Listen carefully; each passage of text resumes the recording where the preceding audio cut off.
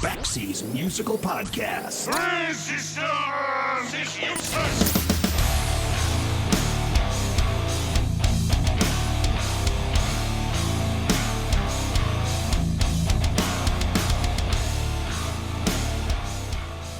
In a podcast that is often known for making wild claims and bold statements, allow me to make just one more. On February 9th, 1993, a band that most people didn't know released an album that most people didn't buy. And while that would seem like a recipe for commercial disaster, that album, over the last 30 years, has not only become a cult classic, I would make the argument that the album Spilt Milk by the band Jellyfish was an overlooked masterpiece in 1993. I'll even go one or two steps further. As the years have progressed and more people have discovered the magnificence of this record, many would agree that this album was arguably one of the greatest rock albums ever recorded that no one paid attention to. Now, I'm sure you might say, Baxie, you say that about every record. Well, not like this one. Out of all the albums that I've grown to love over the course of my lifetime, Spilt Milk by Jellyfish has only gotten better over the course of time, and it was released 30 years ago. This was a wildly ambitious record put together by the band's two primary members, drummer lead singer Andy Sturmer and keyboardist Roger Joseph Manning Jr. From the timelessly ingenious production and engineering by Albie Galutin and Jack Puig, to the sophistication of the songwriting, the lyricism, and the arrangements that were put into place by Sturmer and Manning, it's simply one of the most astonishing records that I have ever heard in my life. And while their first record, Belly Button, which was released 2.5 years earlier, was pretty awesome too, the leap between one record to the next, I don't think has ever been duplicated by anyone short of Brian Wilson or the Beatles. Sadly, Manning and Sturmer dissolved the band the following year, leaving many to wonder what would have happened if only people were paying attention. Unfortunately, creative and personal differences and 30 years of not talking to each other have made that reunion seemingly impossible, as both have headed in totally opposite directions. On one end, Andy Sturmer would go on to score music for animation, but would never record music in another band or as a solo artist. Roger Manning, on the other hand, did the exact opposite, touring with and or recording with people like Beck, Adele, Roger Waters, Morrissey, Jay-Z, Blink-182, Johnny Cash, and dozens of others. He's also been involved in projects with former Jellyfish guitar player Jason Faulkner in a band called TV Eyes. He's also been in a couple projects with Eric Dover, who toured with Jellyfish during their final tours together, and in a band called Imperial Drag. And the last time I had spoken to Roger on this podcast, he had just released the first of 3 EPs with Dover and former Jellyfish bass player Tim Smith under the name The Licorice Quartet. Roger has also released his own solo stuff, including 2005's Land of Pure Imagination, also known as Solid State Warrior, and 2008's Catnip Dynamite. In 2018, he released Glamping, his first solo EP, and earlier this year, he released his latest EP entitled Radio Days. And while Spilt Milk has become a looming part of his ever-growing legacy, Roger Joseph Manning Jr. is a remarkable and enduring talent whose songwriting reflects the sort of imagination and mastery that is incredibly rare. And so, it is a great honor to welcome back singer, songwriter, and multi-instrumentalist Roger Joseph Manning Jr. from Jellyfish on Baxie's Musical Podcast.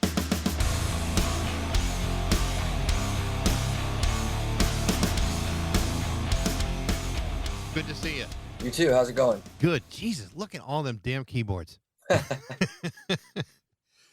Have you ever walked past a keyboard that you just didn't buy? Well, there's still plenty I can't afford now that the prices have shot through the roof. But Yeah, I bet. it's kind of amazing between all the companies and the last 45 years how much has been made. Actually, there's about 100 pieces in this room, and that's compared to other folks, this is like a baby collection. It's kind of like any guy our age with like an enormous record collection. It's like, you just keep building and you can never just give anything up. You just can't say I've had enough of this one. I'll sell it somewhere. It's always surprising how much vinyl was actually made. I know. It's just deeper. Like you can just collect in the 60s if you want, and that's a whole collection. It's funny. One of the big sections of my record collection is been dedicated to you over the Nice. over the years. I've got the first two solo albums. I got I just got Radio Days a couple weeks ago. Great. I absolutely love it, and Thank you. I got a lot of questions about it. But before I do that, I mean, like, I think the last time you and I spoke, you had just released the first Licorice Quartet EP.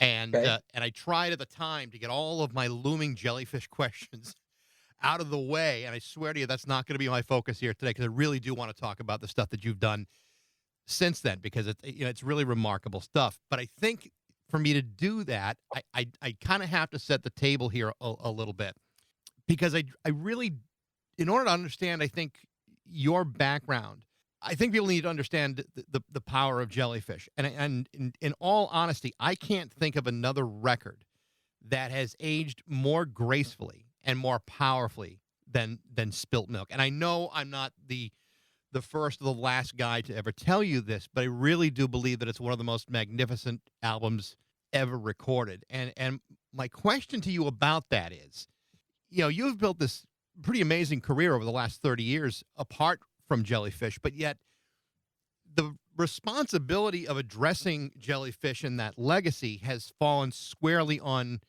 you. And I would think that over the course of 3 decades, that has to be somewhat of a cumbersome responsibility, about having to be the only one that is willing and accessible to talk about Jellyfish. Do you find that to be true, or do you just embrace that moment? Um, I never thought about it as being the sole spokesperson by default. I have no issue with that. I don't get tired of answering the questions. That was a project that I poured my heart and soul into, obviously. And in spite of all the bumps in the road, I'm proud of every single note of music we made together.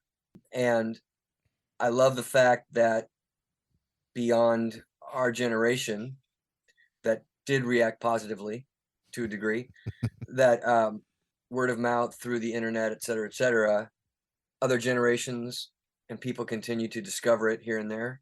And they seemed as inspired and enthused as original fans from back in the day. So, I mean, that's the whole point and the completion of the circle. I mean, I found out very early that if my collaborators and I didn't please ourselves 100%, if we weren't 100% proud of what we were giving out to the public, to then have it come back and have people say they were very deeply affected, and strangers, that's an incredible, undescribable thing. It's the concept of that is so mind-blowing, and just reinforces the notion that the truest, deepest art has got to be for it's got to the mouthpiece creator has got to let that channel just flow Yeah. unedited. I mean, obviously, the dance of wisdom is to know how to edit yourself, and not it's the old just not blurting out the first idea that pops into your head kind of thing. Right.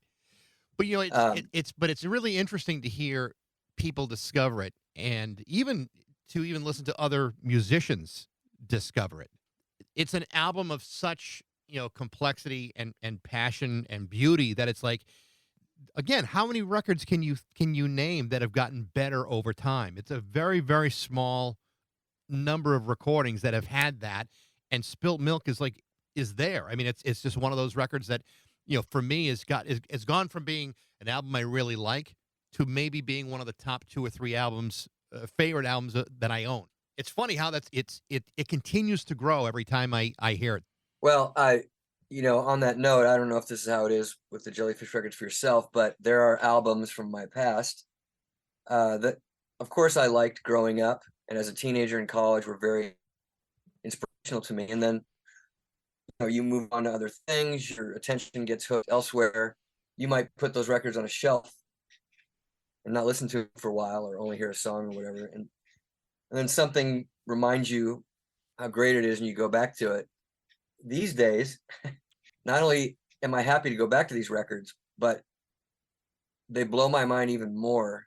And I think what's happening is, when you're surrounded in contemporary culture by very few things that are inspiring you, truly affecting you emotionally, and really bringing you to a place of awe, if the current culture is continually downshifting that, then when you go back to an album that you took for granted as a teenager or something, like, I don't know, a Yes record or a Queen record or something, like, oh, you knew you liked it, but there were lots of things that were happening at the time, Right. whether it was the new Van Halen album or the new Cars record, whatever it was. And now you're just like, you're out in the desert, you're thirsty, you're starving, and you can find some contemporary stuff that satiates you and satisfies that hunger you have.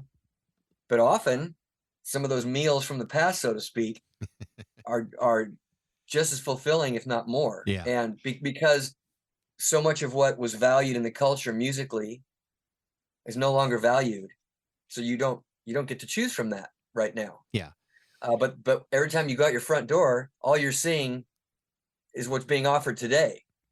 And certainly in my case, it's some of these records from yesteryear just leave me in awe. And these Yeah. are albums I know upside down, sideways, left, in and out. Right. I've dissected every single note. And I'm like, and then I was talking to a friend of mine the other day. We were both talking about, we went on a progressive rock tangent, and I'm not a big prog head, but there are certain moments that I absolutely was affected by and still love. And so we were talking about, like, well, what was Yes's most important record? And we were saying, well, it's probably Relayer or the Yes Songs live album or something like that. And what was Genesis's most important record? We said, well, probably Lamb Lies Down on Broadway or Selling England by the Pound. Right? And all those albums I just mentioned are somewhere around 73, 74, 75, that era.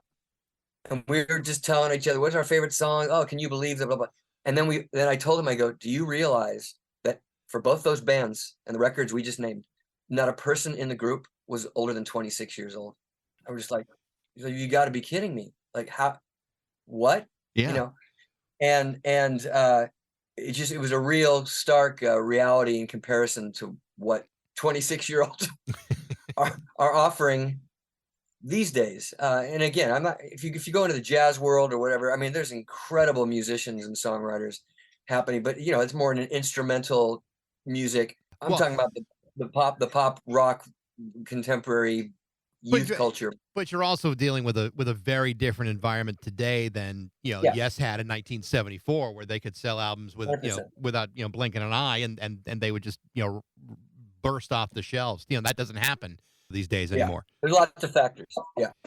Like I said before, I had talked to you during the Licorice Quartet project with Eric Dover and Tim Smith, and I liked all three of those EPs quite a lot.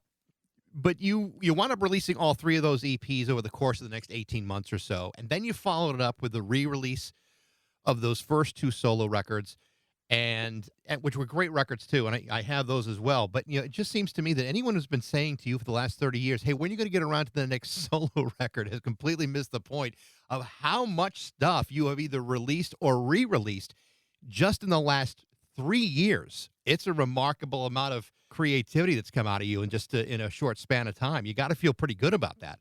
I do. I feel very fortunate that my life aligned in such a way at this time that I've been able to squeeze in these very personal expressions in between the times that I wasn't putting music out to the public on any kind of regular basis, were because of personal detours in my personal life that it just didn't afford me the opportunity to do that. And Yeah. you're always juggling finances and all that stuff, and there's no handbook when you go to music school or whatever, or you're saying I want to have a career in music.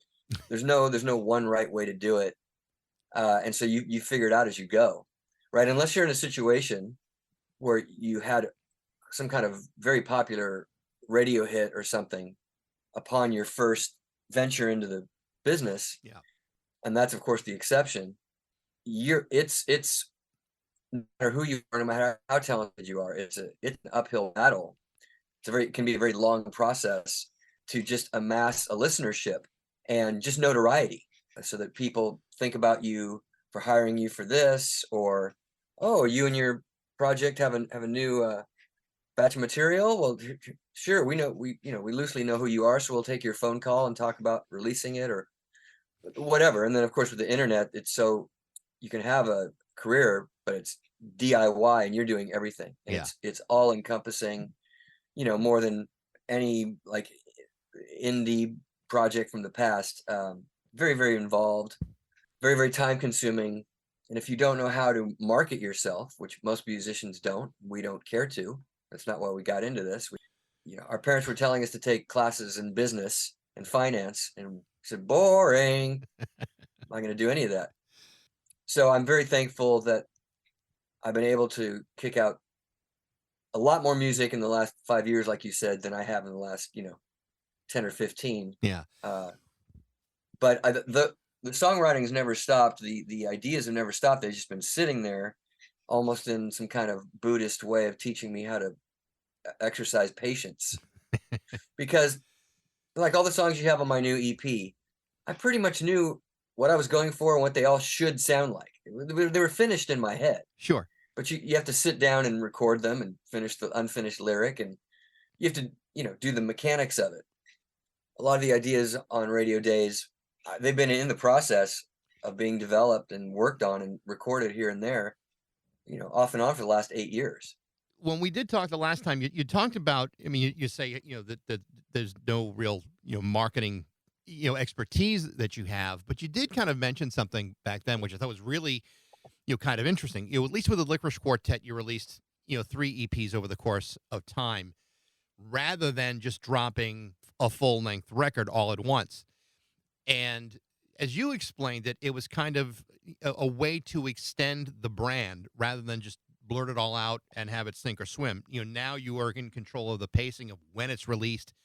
And I wonder the rationale behind it, because I think it's catching on, because you see so many other artists releasing 4-song EPs, 6-song EPs, as opposed to like a 10, 12-song album, and then you don't hear anything for a good long time, simply because it's so cumbersome to do all this DIY stuff yourself. Yeah, absolutely. Also, I don't even know how people do it without cracking up, but everybody's being bombarded in so many different directions, including what they choose to voluntarily expose themselves to, just surfing through YouTube or something. And I think a good solid 4 songs from a listener base that is still interested, it just gives them something to be with and sink their teeth into and spend time with in a way that is very different than when they were in high school or college, for example. When you could shut the door and go, I'm going to turn out the lights and kick back on my bed and listen to all of side 1 or something. Right. And you made an investment. And while you were doing that, I mean, that's one of the reasons you could have a band like Pink Floyd, which is, you can only have fans of Pink Floyd if people like shut off the world for a second. If they want to ingest something and facilitate some kind of other level of consciousness, that's fine too. All of that's going to work for the listening process. Even if it's yourself, a couple of your buddies, you're listening and nobody's talking to each other. You're giving the art your attention. Then it's furthered if you go see the band live. But if a new Pink Floyd album came out back in the day, or even the progressive rock stuff we were talking about, it was like, oh, this is going to be a journey. This is going to be a commitment, an investment. And we've been trained decade after decade, for the most part, to consume and sample as much as humanly possible, as quickly as possible. It's just, music's become so much more disposable. And again, that's a cultural silent agreement. Nobody said this is what's going to happen. The corporate side of it, and then the consciousness or unconsciousness of the listener agreed to that. And sure, there's ambient music that's made for relaxation and chilling out or whatever, but it's really more enjoyed as a form of, it's wallpaper, it's background music. It's like soundtrack to, I'm going to take a shower, I'm going to garden, I'm going to wash the dishes. No one's admiring the musicianship of the guitarist. No one's getting into lyrical meaning and spending time dissecting. And people just consume music very, very differently. So many people now, basically exposing themselves in 30-second increments on TikTok or short videos on YouTube or Instagram. To me, it's kind of a sad way of looking at what the future of music is going to be, if that's the direction it's going to go. Because, like you say, I mean, sometimes a song takes some time to get into. It just doesn't. The impact of a 30-second video doesn't really lend itself for a lot of craftsmanship and songwriting and instrumentation. Correct. And again, that's been some weird, I didn't see it coming, silent agreement between the manufacturing product side of it and an audience. And with file sharing and the ease of access, including free to audio, as opposed to throwing down part of your paycheck for that week to get the new whatever record, you're like, I'd spent good money on this CD, damn it, I'm going to put it in my car and I'm going to listen to it. Right. And often somebody bought it because of a song they heard on the radio that they liked. So they got another 10 or 12 songs, no idea if they were going to like them or not. They were just going on the one single. And then, like you said, what happened was, I'm listening to all of side one. Oh, that's interesting. Tracks 4 and 5 are kind of cool too, even though they're not on the radio. Right. Even though my friends aren't also listening to it. And obviously, it can be a cultural thing, and we all were introduced to music, and it became part of coming of age, whatever, with our friends. But really, the only communal aspect of it and the appreciation for the uniqueness of what human beings can do with music is seeing live music, right? Because then it becomes more than wallpaper and background. It's like now there's a whole experience interacting with the music makers, any visuals that they're choosing to share. And that's a great thing. And it's the kind of last aspect of the comprehensive expression of popular music or whatever, because otherwise it's so computer generated, even the voice, that I'm fascinated when people are moved today by what's being offered, because to me it sounds like a bunch of robots in a room pushing buttons. I have no problem with electronic EDM based music that is computer generated, like a lot of dance stuff. To me, when that stuff is done well, it can be very moving, certainly rhythmically. But there's so much nuance and subtlety from popular music that I grew up with that's been removed. And again, I'm not blaming the creators, or it's a two-way street between the audience and the creators. The creators are just putting stuff out. The audience is going, yes, more robot music, please. But also, I have to remember, when I was born, popular jazz of the first half of the century was dying. It's coming to an end. It was being handed off to rock and roll. Rock was in its infancy. It had just been born about 10 years before I showed up on the planet. So I inherited rock in its infancy and all the things that were happening with rock, British invasion and psychedelic and blah, blah, blah, blah, blah, and even jazz rock. But what my parents and grandparents had as the norm, Gershwin inspired jazz, Cole Porter, Broadway, crooners, Bing Crosby, Frank Sinatra. It was all jazz information. That was dying. So it was hard for me when I would hear that stuff. It was hard to relate to it because it's not how I was educated. Right. Yeah. 25 years later, I would actually go back and start learning about that era of music, and there were parts of jazz that I love, that I learned to play, that inspired me, that I was trained in. I still enjoy to this day. But in general, my foundation is rock pop of the 50s, 60s, 70s, and 80s, of course. And that was dethroned in the late 90s. And if a band like U2 can have a career right now, and that's like when my parents went and saw the Rat Pack show with Frank Sinatra, Dean Martin, and I forget who Sammy Davis Jr. That's what it's like to go see, AC/DC and Guns N' Roses are playing a festival together. I have to remember that, even though I still feel like a teenager, right? With my relationship to music. Well, it's interesting because I think the way you write music, and that continues today, it is sometimes less like the rock that you and I may have grown up with, but there's something kind of inherently classic about those crooners and the jazz tradition and the way you write. It's not just simple like a 3-chord song. It's like there's a lot going on in these songs. There's so much texture in the way you write. While that may have been a dying genre as when you and I were kids, because you and I are just about the same age, while that may have been dying, you certainly were inspired by a good deal of that, even when you were in your early 20s. I can kind of hear that in your music.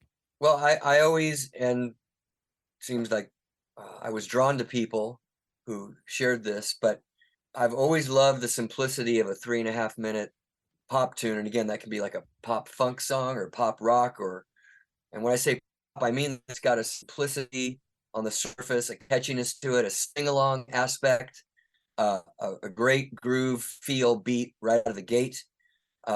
People like Beatles were masters of this, but so were people like Cheap Trick and Echo and the Bunnymen and Soundgarden. I mean, I can keep going. So that always appealed to me. Also simultaneously, a lot of that music, Beach Boys, Steely Dan, Earth, Wind and Fire, Queen, there was a sophistication that kind of held it together, made it special, unique from group to group. Michael McDonald and Doobie Brothers had their sound, and the Smiths had their version of it.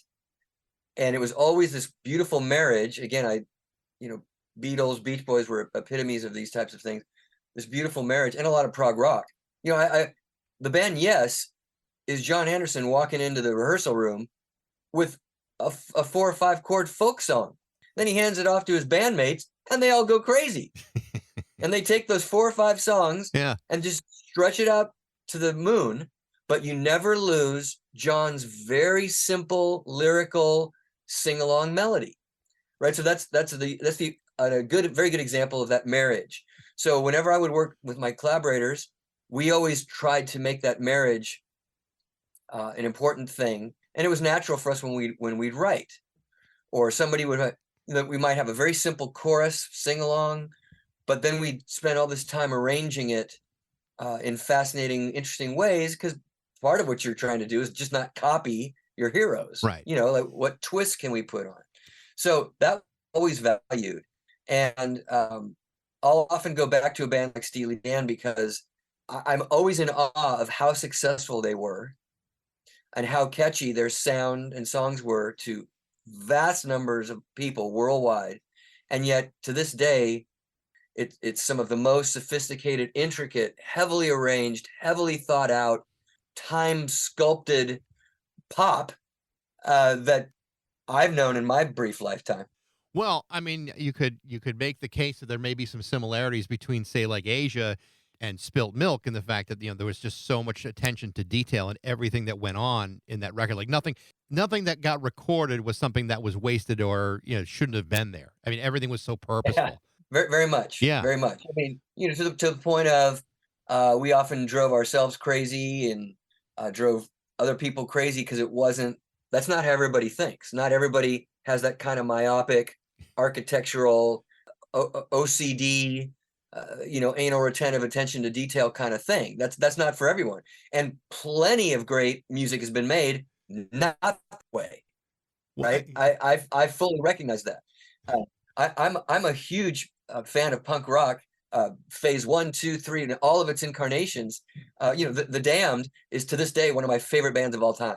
And something tells me they weren't sitting there with their pen and paper like me and Andy were, charting things out, taking a vote on it. Well, what if we tried it this way? They had a whole different methodology, and I love the results they got from album to album as much as anything. So I always use them as such a prime example. There's lots of other punk and punks that I adore, but not everybody gets to the finish line the same way. Sure. You mentioned about performing live, and there's always this great connection between your fans and playing live and what that means. I saw you guys open up for the Black Crowes in the early 90s, and I was just completely stunned by how great this little band sounded, opening up for the Black Crowes. It just sounded it didn't even sound human. It sounded so perfect. Interestingly enough, on the extended version of the EP on Radio Days is a bunch of live tracks, and just the level of vocal harmonies that you guys were able to recreate live. You don't see very often anyone taking the time to have them sound that good. I mean, vocals are hard live no matter no matter what you do. But when you spend that much time to be well rehearsed enough to do it live and keep those harmonies in, as opposed to say, fuck it, who needs it? You kept them in. And I think it was, I mean, to hear those tracks, it's like, wow, they sound amazing. Thank you for noticing. Thank you for your compliments. When you could get past the hurdle of the training and practice, like you said, very time consuming, just like an athlete, the end result was always so gratifying to us. And we were always very proud to share that part of our artistry with the fans, that I've tried to continue to do it as much as possible. But it is one of the reasons I'm not out performing every week or going on any little mini tours, because not everybody can do that. And when I find people who can accompany me doing that, I got to pay them well, because they're working their asses off for me. And it's a really challenging thing to finance. All the logistics are, and frankly, for me, it's very hard for me to be a lead vocalist for an entirety of a set with all that going on. I'll change keys of songs, whatever I have to do to make it a little more comfortable, and I'm happy I've performed what I have and has been able to get that together. And there are people here in Los Angeles who appreciate and value what I want to do, and I can work with them. But the live thing for me has been very, very challenging. So I'm thankful that that somebody was rolling some camera before iPhones back in the Jellyfish days, or even my other band, Imperial Drag, and there is footage out there that people can see. Somebody sent me a link to Jellyfish. I think it was during the Spilt Milk tour in Germany or something, maybe, joining a fan club, which is just harmony singing from beginning to end, Right. except for the instrumental solo in the middle. And even I was watching that going, I was feeling exhausted, as if I was reliving the moment just watching it. Yeah. I was very happy that I was like, wow, we were really having a good night, man. Things sound in tune, sounds tight. That's great. I'm really glad that's up here. But I was just like, wow, did we bite off a lot? And I'm glad we did. Again, that's what it was all about at the time for us. I remember interviewing Jason Faulkner a couple of times, and I talked about seeing you guys live that first time, and and how great it sounded, and his reactions was, he's like, well, Jesus, we certainly worked hard enough to make it sound right. He said that was a very, very rehearsed unit that you guys were, and it showed back then, and it shows back now, to record live tracks and include them in this whole thing. It's kind of what makes, like, this thing, it's an EP, but it listens like a full length album, because you not only included all the glamping, but those live tracks too. It's really, really, really cool the way you did it. It's a nice collection, and that was actually Omnivore, the label it's out on. It was their idea to coalesce all this material and re-release glamping on there for all those people that missed my campaign in 2018. So yeah, I'm just super grateful, coming in and out of COVID and everything, that here's something that people can sink their teeth into. People who have listened to this podcast know my friendship with Cheryl Pavelski from Omnivore. Oh, okay. We went to college together, so I've known her. I've known her since we were 18. And amazing. Yeah, she's thing that's so interesting about what she does. I mean, Omnivore primarily releases historical recordings and re-releases them, and does a magnificent job with them. But when she releases new music, she does it only with stuff that she truly believes in. She doesn't just release stuff just for the sake of releasing it. She really has to have like a passion for what you guys do. Like, and you did it with at TV Eyes with Jason. I think that was an Omnivore release. The box set of Jellyfish was an Omnivore release. She's been in your corner for a good long time, and I'm not really surprised that she suggested combining both of those EPs together, because clearly she knows what she's talking about. That's for damn sure. Yeah, very lucky to know each other and have done these projects together. You got a lot of help in both of these EPs. Jason was involved in some of the. Lyle Workman had been involved, but then you also, as I'm kind of going through the glamping EP that I got in 2018, and then eventually interviewing him, the guy that I think is really one of these underrated geniuses is Blue McCauley. I am blown away by him, and I know you've worked on some of his stuff, but what an amazing talent he is. And you two both kind of share this great, melodic talent. Tell me a little bit about working with Blue. Well, the good thing about working with Blue is our skill sets are very similar, and then there's differences, so we can complement each other that way. Just, for example, he has a classic male tenor voice. He has a different register than mine, and then my voice does different things than his. So that's why I included him on so many of the harmony structures on the record, and his general aesthetic and what he looks for in his own writing. It's enough in the same camp that I can make suggestions to him. One of my favorite things he did, obviously his singing is wonderful, but my favorite thing he did is he played like the world's shortest, greatest guitar solo on the song Operator. It's just, I didn't intend for it to be this way. Just the way it unfolded, it's almost like a half verse, and I didn't want to sing. I said, I want this to be a musical departure. And I said to him, I'm hearing like a guitar solo, but I don't want it to just be like a blues lead, for 16 bars. Come up with something. And he came up with what you heard. One pass, I didn't change a single note. And what he essentially did is he harmonized himself, he doubled himself. There's probably, I don't know, 8 to 10 guitar tracks that are all smushed together into this very melodic shape. It's very catchy, even though it goes by in a flash. It's very catchy. He spent time on the sound so that you go, well, that's a guitar, but it sounds super weird. And he just, I don't know what he did. I don't care what he did. It's perfect. And that only comes from us having enough of the same record collection. I don't know what inspired him, but it's something in my record collection as well. And I don't have to tell you that, there's not too many who have, you can say, oh, well, we all like this Jeff Lynne moment or whatever. Right. That's great. And I can relate to it, but you got to be able to pick up your instrument and play that type of thing, right? Not everybody can do that. Not everybody's practiced and trained enough to do that. Blue's definitely one of those people. And so I'm just happy he lives in Los Angeles, and he's the one that reached out to me years ago. I was not familiar with him.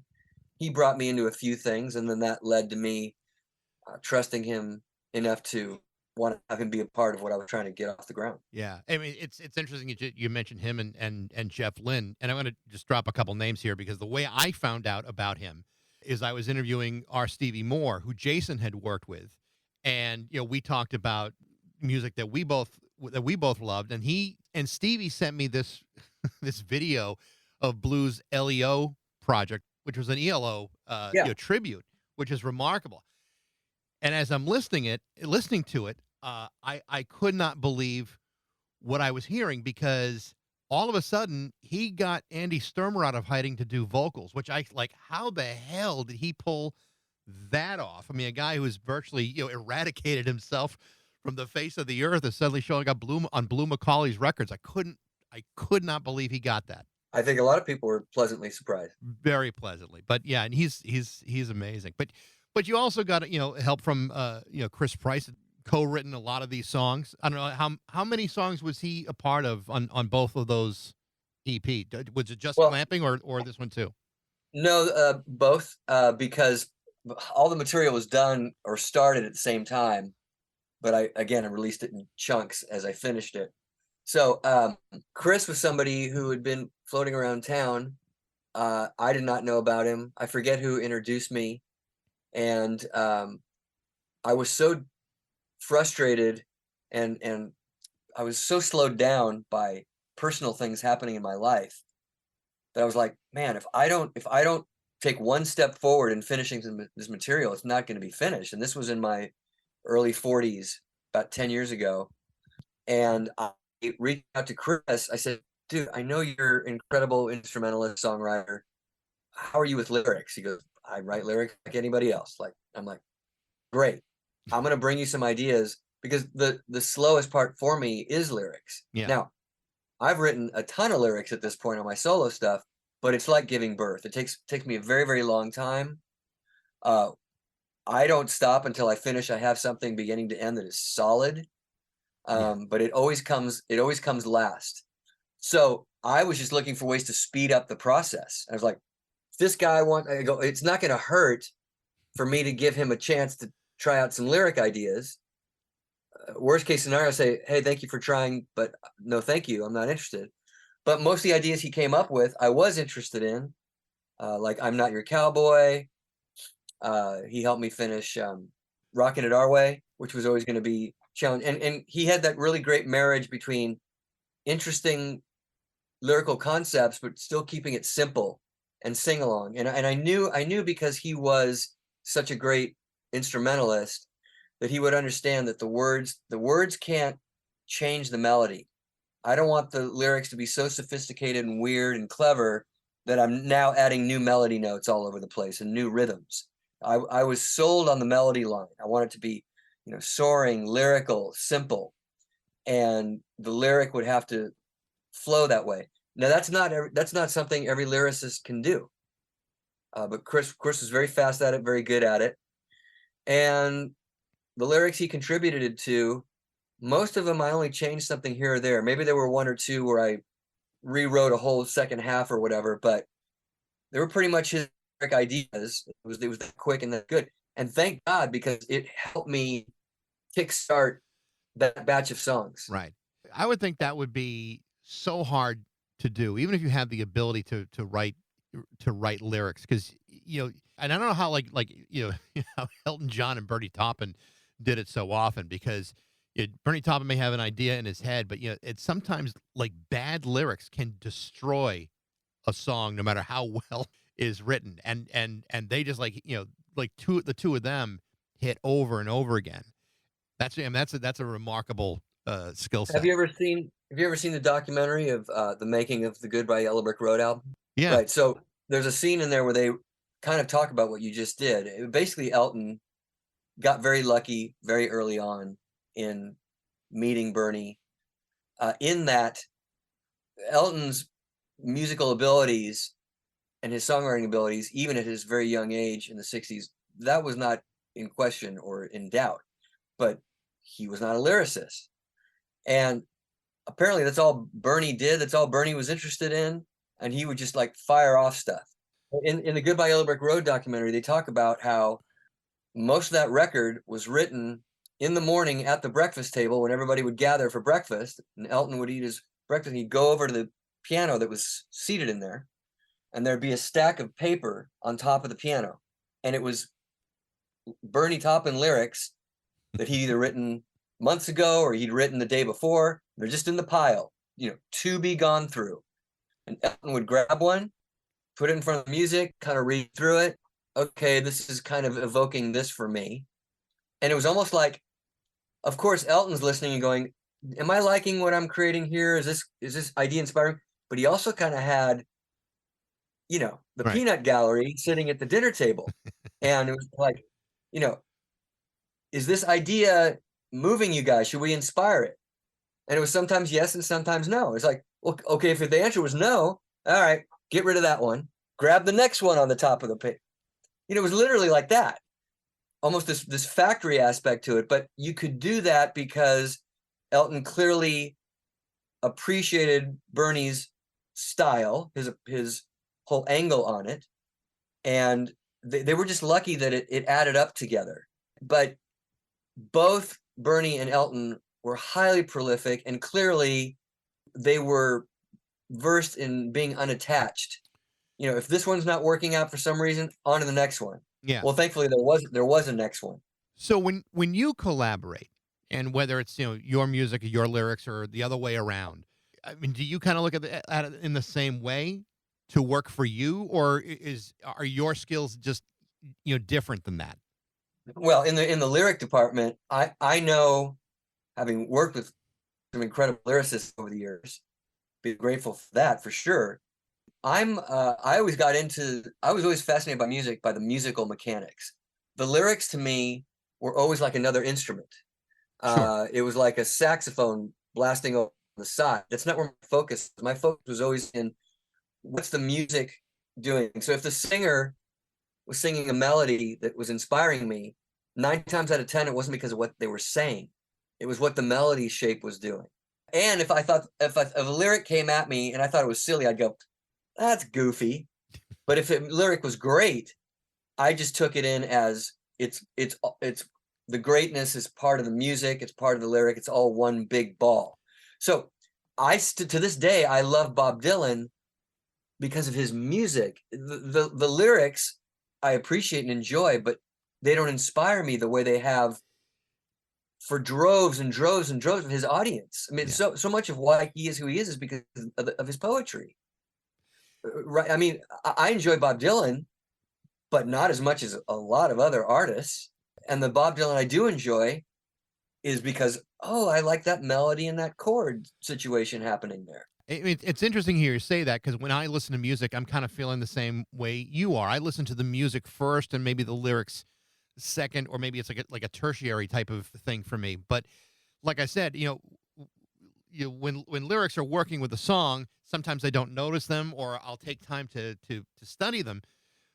When they're bad, they hang out there. But when they're good, it just works as a great song. It's like, for example, like Paul Simon would be a guy who does both great, but yes, I am listening to the melody of the song far quicker than I'm listening to what he's having to say. Right. My prime example is always for this share is Elvis Costello. That was going to be my next. Right. He's a master of both, as far as I'm concerned. But I always got into music first. Do I like this song or not like the song? Do I like what they're doing with the instruments, the arrangement? Is his melody affecting me? Like a song like Veronica or whatever, just like instantly I'm just like, oh my God, this is making me feel so good. Oh my God, I love what they're doing. Listen to that bridge. Look, it's so cool. Oh, the little clarinet instrument and the blah, blah, blah, blah. And then I'll go back and, because I've listened to the song now 50 times, 100 times, like, that's kind of neat, that wordplay he was doing with the lyric. Oh, that's fascinating. Wow. Oh, and I see. And then in the bridge, he does this whole twist. He turns it on its head lyrically, and I can appreciate that. Yeah. But that's not my go-to. So when I write lyrics, I'm conscious of all that stuff. I mean, there are songs that you have on those EPs there that the core of the music, like, okay, I know that's a solid verse, a solid chorus that I like. I just need a intro and an outro and some kind of bridge. I already know what we're going to have here. I can do that and have in 20 to 30 minutes. That a lyric for that song can take me 3 weeks. And I'm not kidding. Going down to my room every day in my studio here, pad and paper, and just start trying stuff. 8 hours later, maybe I got a verse I think is kind of neat. Come back the next day. It's gone for 3 weeks. And when I've got it, I've got it. And I'm confident now to share this with the world, but I'm just not fast in that respect. Yeah. So it was really important for, like I said, somebody like Chris to kind of kickstart it for me. But collaborating is a total art and dance in and of itself, because it really requires sensitivity, personal skills, diplomacy, communication skills. Every artist, including myself, is entering a collaborative process with some level of insecurity about what they do. Even if he says, oh, but you're a great singer, and no, I love your lyrics.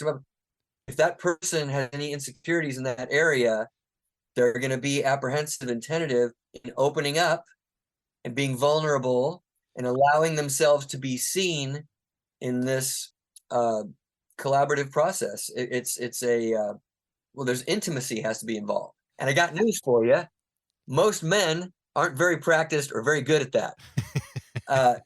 Often most men in the arts can do that through their art, often only through their art.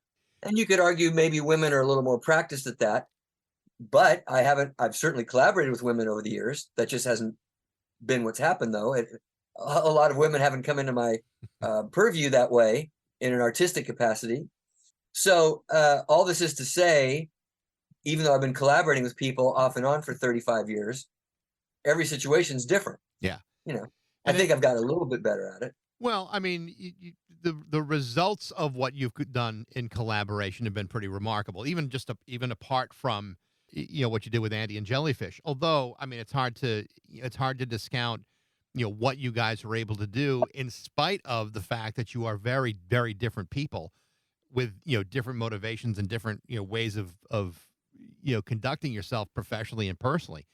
But in any collaboration, I mean, there's always a bit of selflessness, but also self-advocacy that's necessary to make it work. Exactly. You just can't be mowed down by, different egos and different, Exactly. yeah, it's challenging to do.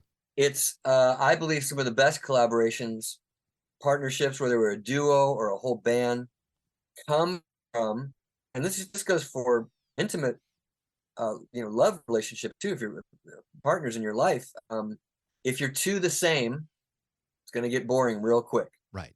and there's not going to be a lot of variety in idea. If there's too much friction and you don't have enough that lines up, well, then you don't meet up anywhere. So it's that fine point of each other's strengths and weaknesses. What was different about your record collection that you're bringing to the table? But there's got to be enough overlap, like I said when I was talking about with Blue, where you can move forward down a path. But then you also have to be like, somebody brings in an idea and it's rubbing you the wrong way for whatever reason. You have to be able to say, this is reminding me of this, and it's taking it into this territory, and I'm not okay with that. It's there's no, see, this is, if I always joke, if I started my own music school, which I have no plans to do, but you know how in college you would often have your general education classes, Right. and you had to take those before you can even think about specializing or getting a degree. Everybody takes their GE classes. Well, in Rogers Music School, 2 GE classes that you have to take, it's not optional, are finance, basic business classes. So heaven forbid, in the event that you do make some money, you don't just piss it all away. So your parents you were know, right.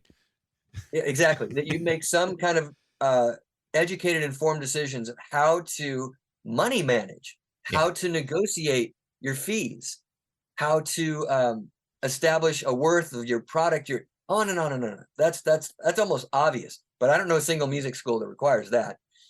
And then most importantly, 1 or 2 basic courses about basic communication skills, diplomacy, again, how to negotiate for a win-win, how to speak up for yourself and say, this is not okay for me. Yeah. This is what a healthy boundary looks like if we're going to have this band dynamic.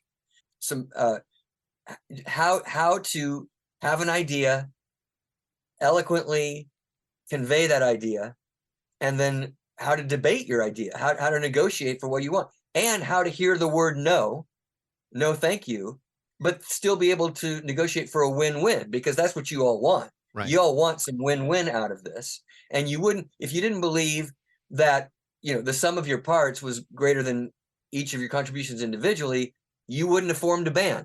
And especially if you're getting success, the whole thing can fall apart and crash and burns if people don't even understand what an ego is. How does one define an ego? And are you the master of your ego? Are you constantly at the effect of your ego? And any one of these things can shoot out of the skies the most incredible artistic project, whether you're a solo artist or have a band. And there are bands to this day that we all are aware of that absolutely don't get along. They take separate limousines and separate jets to the show, but they're still making millions. And that's what ended up happening in those situations is these are highly dysfunctional people in highly dysfunctional situations, but the money justifies everything. And the money can make it work. Well, a lot of bands don't get to that point. They break up before that happens. And a lot of times what you see is bands just, existing purely for that. And, they can't make decent music, no matter how logical it would be if they were able to put those things aside. And I'm not naming names, but the one band I'm thinking rhymes with the Rolling Stones. It's just like, they haven't had that great album. And when they were responsible for so many great ones, it's like, so many of those, the last few albums seem like it's just, it's all, rote work and just, there's not the passion that they would have had years ago, isn't the thing that guides them today. Well, and part of the issue is, and I wish this wasn't the case. I understand it, but on some level, there's an aspect of self-doubt, and that some younger person at the record company or some young hot producer or young hot songwriter somehow knows better than them. Right. Within the case of the Rolling Stones, 15 albums of just pure gold and genius. That, okay, maybe Jimmy Miller, the producer, he was call him the sixth Rolling Stone, and they trusted his opinions implicitly. But those albums are those guys creating their thing. It's 100% them, the Yep. good, bad, and the ugly. And a lot of artists, as they mature, they forfeit that. They like under some delusion that the press or the market knows better somehow. Yeah. As opposed to, we're going to lock ourselves in a room for 6 months with a trusted engineer. Yep. And we're not going to come out until we're all looking at each other and going, guys, we did it.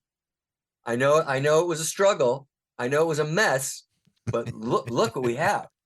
Yeah. I don't know. That's the only way to do it. Whether you're a band with history like Rolling Stones or just starting out, you have to have self-awareness. And there's this factory machine now where so much of the responsibility is put on the producer's shoulder.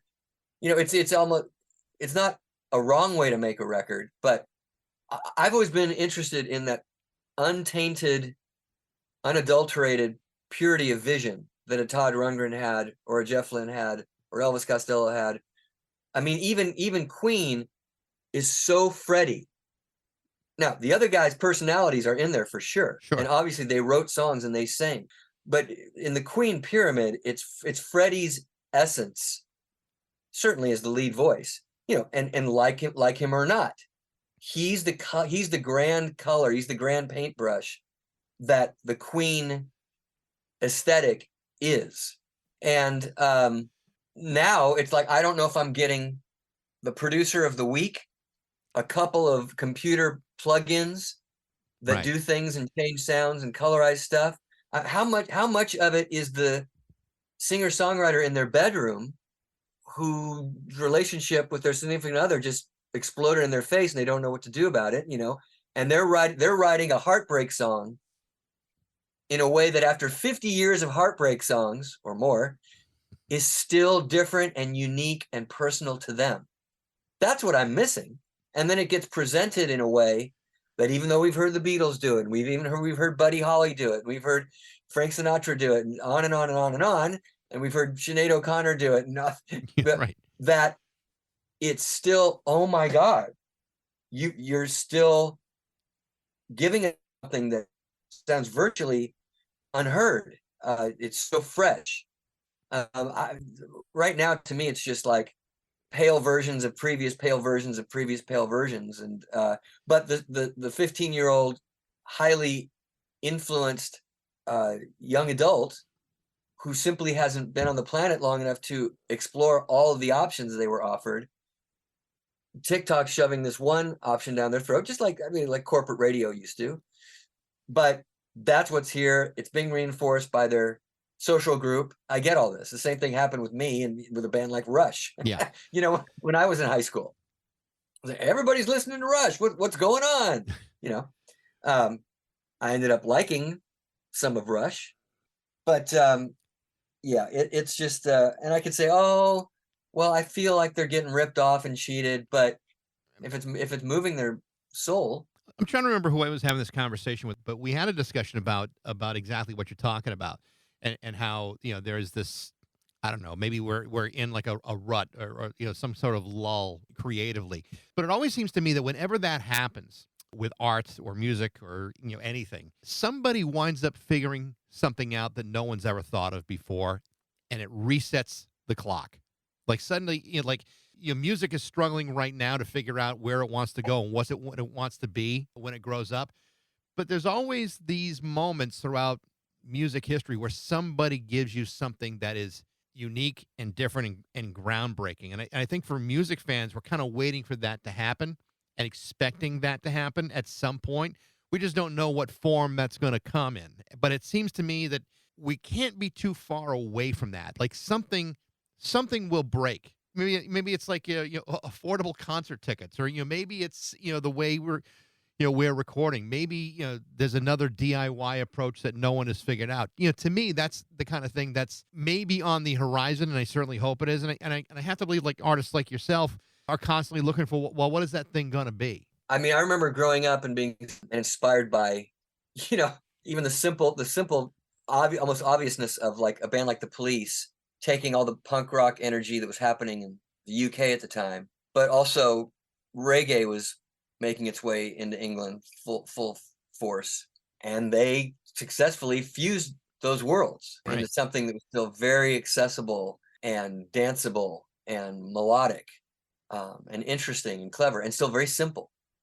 It was that kind of match between that heady sophistication and just dumb and fun. I remember when I started writing seriously and then collaborating with Andy and really enjoying the songwriting process and all the possibilities.